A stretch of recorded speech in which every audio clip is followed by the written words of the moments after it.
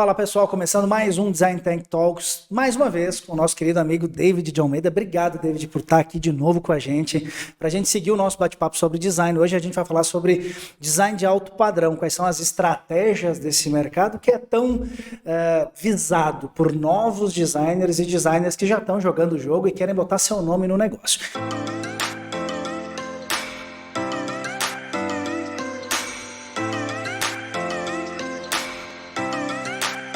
Então, cara, antes de tudo, eu gostaria que tu te reapresentasse. Para quem teve a ousadia de não te assistir no último episódio, David, conta um pouquinho quem você é, para que a gente comece o nosso bate-papo aqui. Olá, André. Olá, pessoal que nos assiste e nos ouve. Muito feliz por estar aqui com vocês. Tenho uma admiração muito grande por vocês. Meu nome é David de Almeida. Eu sou designer e coordenador do estúdio de design de uma grande empresa. E bora lá. Bora lá. Então vamos começar pela pergunta que mais chegou para a gente aqui dos nossos mentorados. Como que acontece a seleção de novos designers? Eu vou esmiuçar um pouquinho essa pergunta. Me colocando no lugar de um designer que quero entrar no mercado de alto padrão, o que eu devo fazer para atrair a atenção de uma indústria? E me colocando no lugar de uma indústria que quer um jovem designer, um cara que vai ser um super expoente, um cara talentoso, mas que eu ainda não conheço. O que eu, indústria, faço para atrair a atenção também desse designer que, quem sabe, não é da minha redondeza, não é do meu estado, não é do meu país? Como que funciona esses dois lados dessa moeda? Muito interessante a tua pergunta, André. Antes disso, eu gostaria de falar mais ou menos como que a gente faz a seleção de design. Tá? No estúdio de OVNI, que é o estúdio do qual eu sou responsável, e lá tem muito essa parada aí, tá? De realmente buscar o designer, porém a gente tem alguns pré-requisitos. E esses pré-requisitos, o primeiro é quem é essa pessoa no mercado, qual é o histórico dessa pessoa no mercado, qual é a índole e que produtos essa pessoa já desenhou. Tá? Mas, porém, antes disso, a gente tem, por exemplo, agora, a gente está desenvolvendo uma nova coleção. A gente faz o briefing da coleção. Esse que é o processo muito interessante, porque realmente a gente sabe onde a gente quer chegar. A gente já analisou o mercado, já analisou algo que poucos olham, que é o mundo e o momento atual do mundo. Aí então a gente analisa essa questão, sabe onde quer chegar, sabe que história que a gente quer contar com essa nova coleção, o tema que a gente fala da coleção. Aí dentro disso, a gente precisa alinhar que designer que está apto a desenhar para esse tema. Então é dessa forma que funciona. Por exemplo, esse ano aqui a gente vai fazer algo hipotético, né? A gente vai desenvolver uma coleção que tem tudo a ver com natureza, que os produtos precisam ter formas mais fluídas. Não são todos os designers que estão alinhados com essa linguagem de produto. Massa. Então tu está querendo me dizer que se eu sou um bom designer, mas eu não fiz uma leitura boa da tua empresa ou do briefing que a tua empresa hoje vai trabalhar, não importa o quanto eu desenho bem, o quanto eu entendo de matéria-prima XYZ, se eu não estiver alinhado contigo, provavelmente eu não vou atrair a tua atenção nesse momento. É mais ou menos isso? Exatamente. Por isso que eu costumo dizer que nós, designers, a gente deve prezar pelo nosso traço. Prezar por aquilo que a gente desenha, não variar muito dentro. Não quer dizer que hoje você vai fazer um produto de linhas mais retas e amanhã de linhas mais orgânicas. Não é essa a questão, mas é ter uma linha. Por quê? Porque de certa forma a empresa vai te contratar, a empresa vai te buscar quando você estiver alinhado com a informação que ela quer passar para o mercado. Só que claro que daí tem outra forma, e tem aquele designer que é inteligente e que ele, por sua vez, consegue perceber que a empresa está caminhando para aquele rumo. E aí ele consegue adaptar o desenho dele, consegue perceber que o que ele desenha tem a ver com o que aquela empresa está buscando. Você me entende, André? Então tem dois lados da moeda. Tem um lado que a empresa busca o designer, que, por exemplo, na Jovine a gente faz dessa forma, a gente sabe muito bem onde a gente quer chegar, então a gente busca designers que estejam alinhados. E tem o designer que é muito inteligente, que através de algum relacionamento ou de alguma empresa e tal, ele consegue perceber que aquele desenho tem a ver. Então ele te procura e diz: cara, olha só esse desenho, não tem tudo a ver com o que você está tentando passar para o mercado? Sim, tem tudo a ver. E aí dá o casamento. É mais ou menos dessa forma. Maravilha. E quando a Giovanni, por exemplo, quando o David, defendendo a imagem de uma grande empresa a nível Brasil, a nível mundo, né, vai buscar um designer, como que ele faz para encontrar esse designer, né? Bom, você falou então que desenvolve um briefing, esse briefing ele dá alguns caminhos para encontrar pessoas que estejam alinhadas. Como é que você busca essas pessoas alinhadas? Quais são os canais que você busca? Bom, André, assim, como a gente está há muito tempo no mercado, acaba que a gente tem muita informação dos designers. Basicamente, hoje, é muito interessante isso. Eu faço um exercício sempre. Quando eu estou olhando algumas fotos no Instagram, ou Pinterest, ou algum outro aplicativo, eu faço o seguinte exercício. Será que sem saber o nome desse designer eu consigo, através do traço, descobrir de quem que ele é? Eu digo assim, que com a experiência que a gente adquire, 60% eu consigo acertar. Então, de certa forma, um designer a gente não escolhe hoje.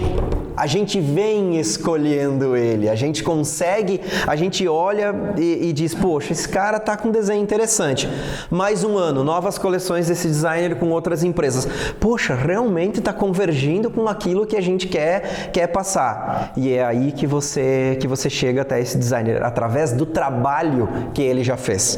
Então você está respondendo os dois lados da pergunta aqui, né? Como que eu, designer, vou me apresentar para você? Então o que eu estou entendendo é que se eu quiser ser interessante e relevante para você hoje, não basta bater na sua porta hoje com a 8ª maravilha do mundo, eu tenho que ao longo da minha jornada te contar uma história, talvez no Instagram, talvez num canal de YouTube, nas minhas próprias coleções. Eu tenho que aparecer para você de alguma maneira. Eu vou estar me vendendo um pouquinho por dia para você, de uma certa maneira, né? Exatamente. É um trabalho duradouro. E quando você vai buscar, né? Você também vai fazer essa mesma análise. Então, os canais de divulgação do designer, seja para que ele se exponha, se venda e para que ele seja comprado por você, é sempre pela mesma via. Os canais são muito importantes. Claro que a rede de networking de vocês é muito importante, as indicações, mas quando você vai buscar e quando eu vou me apresentar para você, talvez você vai beber da mesma fonte. Quais são os canais de informação, de divulgação que o André está deixando pronto para mim com os seus produtos, com as suas coleções, com a sua ideologia, com o seu traço, para que eu possa comprar o trabalho dele, ou ativamente enquanto Giovanni, ou reativamente porque o André bateu na minha porta. É mais ou menos isso, David? É mais ou menos isso. E por isso que eu dou a seguinte dica para quem deseja ser um designer realmente de profissão e quer ter um desempenho interessante, tenha a rede social muito bem cuidada. Poste boas fotos, invista em fotografia, se venda.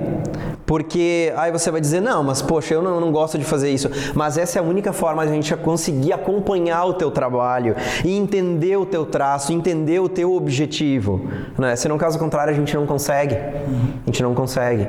Então, tem que ter a rede social com a manutenção muito bem feita, cara. É muito interessante isso.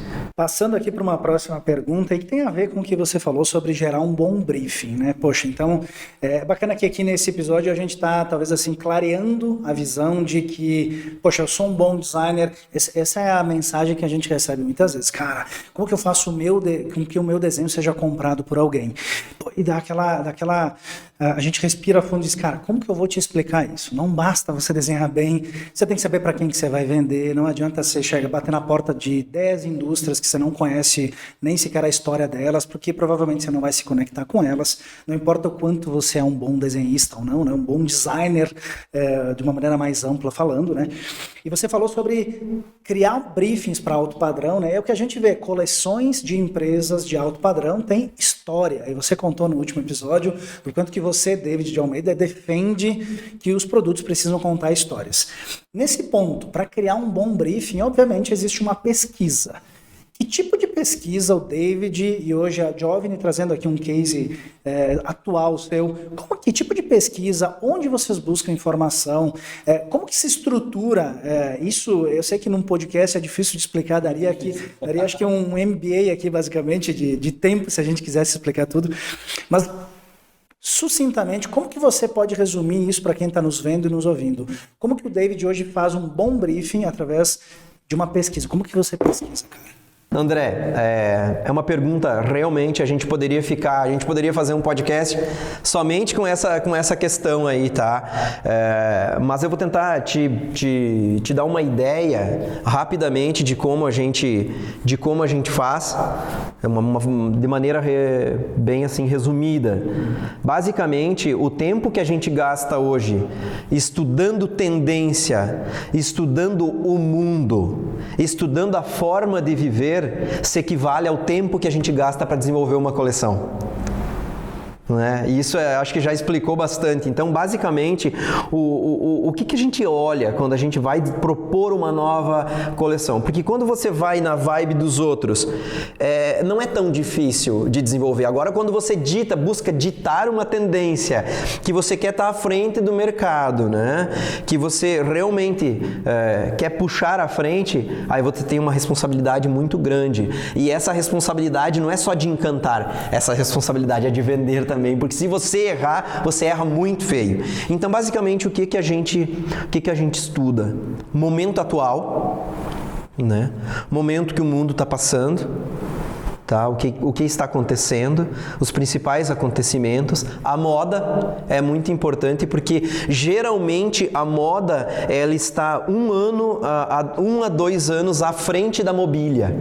Geralmente o que se usou na moda vai ir para a mobília. Então é uma informação muito importante, tá?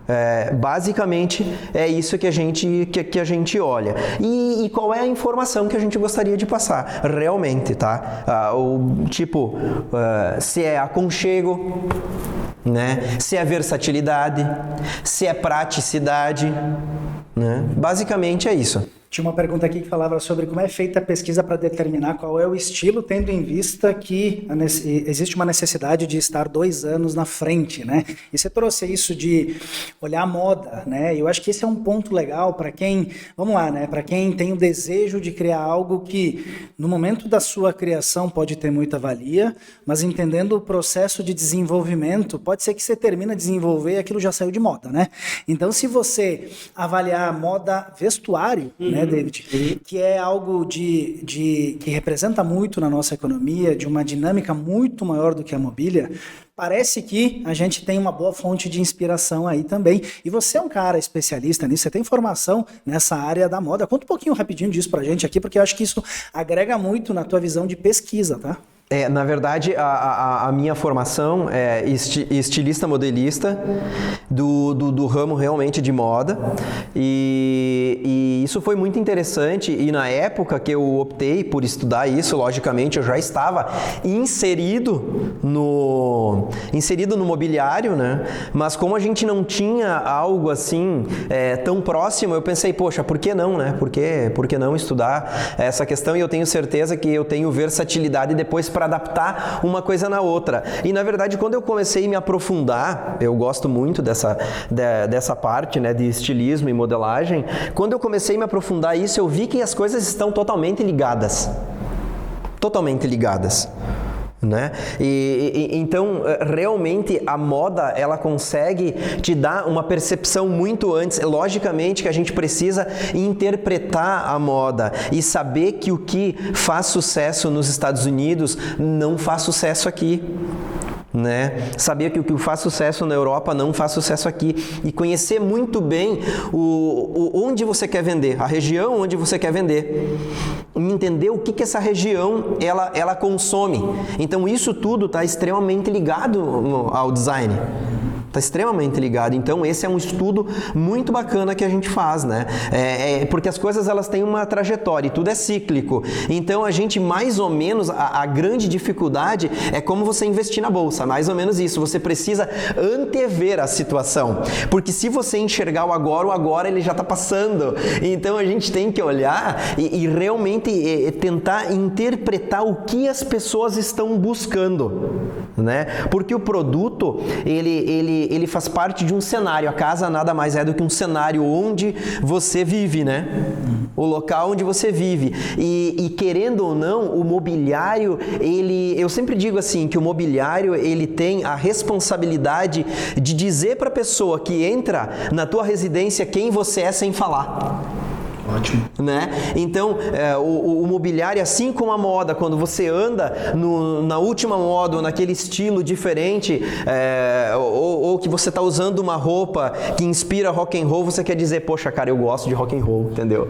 Tipo, cara, igual você, eu gosto de rock and roll, tá entendendo? E quando você entra na casa de alguém que gosta muito de mobília, automaticamente, né, a mobília, ela fala contigo. Então, a gente procura de tal forma compor, né, o nosso briefing a ponto de expressar o que a pessoa que vai comprar aquele produto, ter aquele produto, estaria expressando. A responsabilidade é muito grande, né? Da gente imprimir estilo e fazer com que isso fale pelas pessoas, né? Imagina se a gente fizer algo errado, né, David?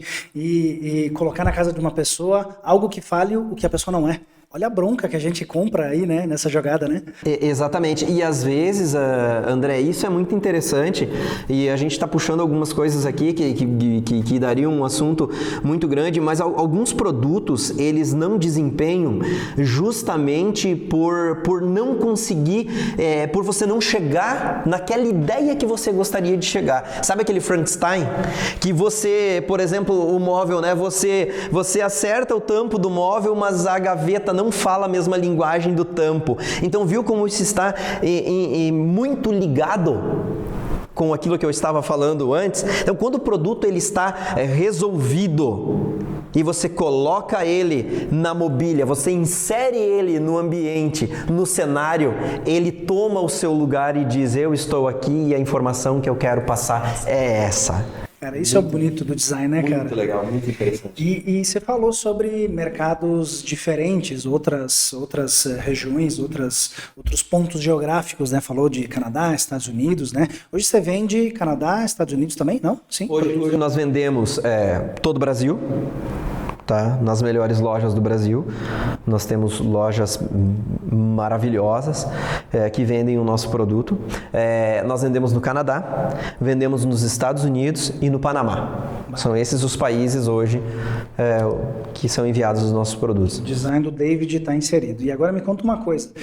Olhando para esses locais tão distantes, né? Tudo bem que a gente hoje pode viajar tanto fisicamente quanto virtualmente num piscar de olhos. Essa pesquisa que ela é tão, né, que como você falou, daria um podcast só para falar sobre isso, mas essa pesquisa, quando você está falando de Estados Unidos, Canadá, pegar ali o pessoal mais longe da gente aqui, que tipo de influência você, assim, o que seria o ponto-chave que muda da tua pesquisa para um público brasileiro? O que é, assim, fundamental? Eu, David, se não considerar isso, vou errar pra caramba, não adianta ter um desenho legal no Brasil, se eu enfiar água lá abaixo no americano não vai vender, por quê? Qual é o ponto-chave que, na tua opinião, eu sei que é difícil dizer um só, mas, resumindo, um ponto-chave que você diz, cara, se não considerar isso, o resto não vai dar certo. O que seria, cara?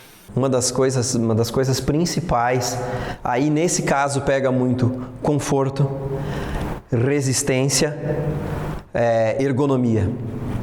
Pega muito isso. Porque o design é o seguinte, o design ou você gosta ou você não gosta. Se você não gosta, você não compra. Mas se você gostou daquele produto, você espera que todo o pacote seja entregue. E como você está exportando, você está mandando para além-mar, como é que fica a logística reversa disso? Então é determinante. Então quando a gente pensa, indo um pouco adiante nessa tua pergunta, quando a gente pensa em um produto, e veja como como vai longe essa questão do design, né? Quando a gente pensa em um produto, a gente precisa pensar para todos os mercados. Ou seja, isso às vezes muda o desenho do teu produto ainda na origem. Porque é uma pergunta que a gente faz, é o seguinte, tá ok, o produto tá lindo. Tem resistência para ser vendido em todos os países que a gente atende? Né? Tem conforto? Está dentro das normas, vamos dizer, essas normas que elas ficam, de certa forma, implícitas, né? De altura, de largura, mas que elas existem. A gente sabe muito bem que essas normas de forma, né? De forma, quem sabe, por trás, assim, né? No pano de fundo, mas elas existem, né? Você precisa ter isso muito bem definido. Legal. Cara, e então pesquisa comportamental é o ponto-chave desse negócio, né? Entender quem são as pessoas, para entender comportamento, para entender o que elas valorizam, né? E você citou um elemento muito legal aqui. Você falou que metade do seu tempo de trabalho é para pesquisar. E é algo que verdadeiramente nos deixa muito felizes de ouvir isso vindo de você, um cara tão detalhista, com um trabalho tão apurado para um mobiliário de tão alto padrão que você trabalha, né? A gente falava aqui sobre marcas concorrentes, que você também se inspira ou que você analisa como análise de benchmarking, e entender que pesquisar antes de desenhar, na verdade, é o grande alicerce para que um desenho, em algum momento, possa ser útil para alguém, né?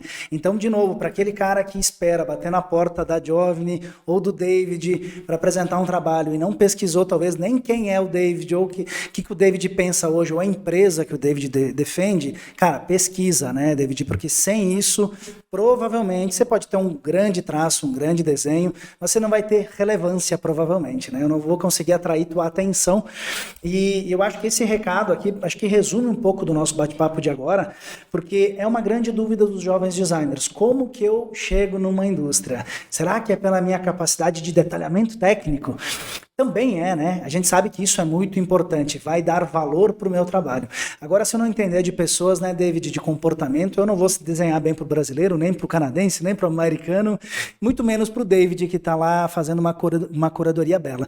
Então, o que tu poderia resumir, assim, para a gente poder finalizar esse episódio, que vai dar muito pano para manga, a gente vai voltar aqui com mais episódios para falar só disso, eu fiz várias anotações aqui no meio do caminho. O que tu poderia resumir para a gente aqui nesse contexto de pessoas? O que é assim, quais são os pontos principais na análise comportamental, visto que a gente não estudou diretamente, sei lá, áreas de atuação diretamente linkadas a pessoas, mas lembrando que um designer que não entende de gente não é um designer, é um bom desenhista apenas. O que é importante para o David nesse ponto? André, o seguinte, tem uma frase que eu carrego comigo, que a gente é o resultado das nossas experiências, né? Eu me comparo a um balde de água. Por exemplo, assim, um copo de água. Quanto mais cheio você estiver, mais conhecimento você tem. O meu desenho é o transbordar. Bacana. Né? Então, o que eu posso dizer para quem está buscando, por exemplo, bater na nossa porta? Nos estude. Toda empresa ela tem uma evolução. Através da evolução ao longo dos anos, você consegue entender muito bem onde essa empresa quer chegar. E as empresas que evoluem, e principalmente as que evoluem rápido, deixam isso muito explícito. Então, você designer, você pode fazer esse exercício com qualquer empresa, não somente com a Giovanni, você pode fazer esse exercício com qualquer empresa. Se você quer entender onde essa empresa quer chegar, busque o histórico dessa empresa. O histórico vai entregar o que ela preza, o que ela busca, onde ela quer chegar. Através disso, você consegue oferecer desenhos que realmente sejam relevantes para essa empresa. Se é uma dica que eu posso deixar, estude-nos. Maravilha, essa dica vale R$1 milhão, pode acreditar. Tem uma galera perguntando pra gente como que eu faturo R$1 milhão. Tá aí, o David deu de lambuja. David, obrigado pelo papo, cara. A gente vai se ver muito aqui nesse podcast. O Design Tech Talks, ele tá aqui para isso, para trazer caras que nem você, e você vai estar mais do que convidado, vai estar convocado a voltar aqui para falar pra gente sobre todos os papos que a gente fala dos bastidores e que eu tenho certeza que a galera tanto quer nos ouvir. Cara, obrigado pelo teu tempo. Foi um prazer falar contigo e a gente se vê no próximo episódio.